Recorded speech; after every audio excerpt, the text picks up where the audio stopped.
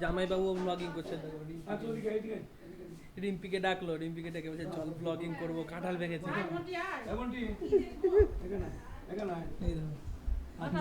জামাইবাবু ব্লগিং করছে।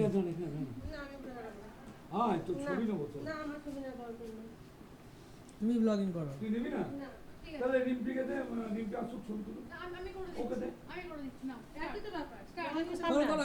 আমি সামনে দাঁড়াবো। না এও তো তুলবে নাকি? তুই তুলবি এটা? নিবি? হ্যাঁ আমি তুলছি, তুমি বলো না, আমি ঠিক করে দেবো। আমি চলে গেলাম, আমার খিদে পেয়েছে। ধুর। তাই তো তোমাদের তোমরা মানুষ নাকি দেখ? তোমাদের ধৈর্য ভগবান দেয়নি তো? তুমি বলো। নমস্কার। জগন্নাথ দেবের রথযাত্রা। ভগবান জগন্নাথ দেব, ভগবান বলরাম, ভগবতী সুভদ্রা দেবী মর্তে নেমে আসেন, তারা ভক্তদের দর্শন দেন এবং দুহাত তুলে তাদের কৃপা দেন। আমরা মনের অজান্তে অনেক সময় অনেক পাপ কাজ করে ফেলি, পরে আফসোস হয়। তাই তো ভগবানের রথের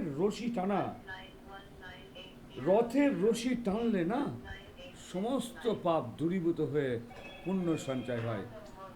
তাই আমি সকলকে বলি, আপনারা যে যেখানেই থাকুন, এই সোজারাত উল্টো রথ, এই দুটো কর্মসূচিতে আপনারা রথের রশি ধরে টানবেন।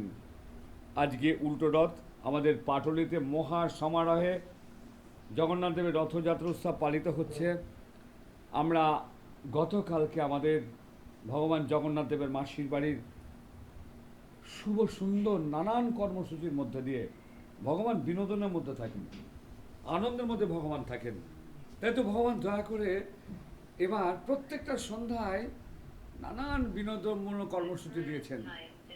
কখনো আধ্যাত্মিক ভাবধারায় নাচ, কখনো গান, কখনো নাটক, কখনো ভগবানের প্রবচন পাঠ, আবার কখনো দূরদর্শনের জি বাংলার এবং সৌরভ গাঙ্গুলি